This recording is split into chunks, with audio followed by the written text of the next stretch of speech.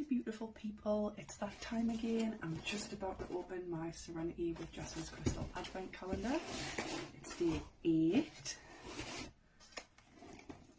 So let's see what's inside of today's. Hope you're all having a wonderful Friday so far.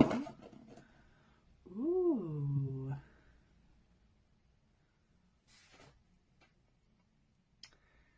So I'm thinking maybe soda light.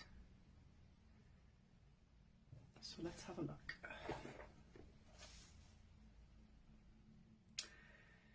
It's Demorturite, a crystal of transformation and change.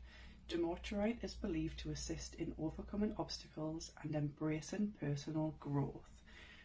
Join me tomorrow for day 9 when it's my birthday as well. See you later.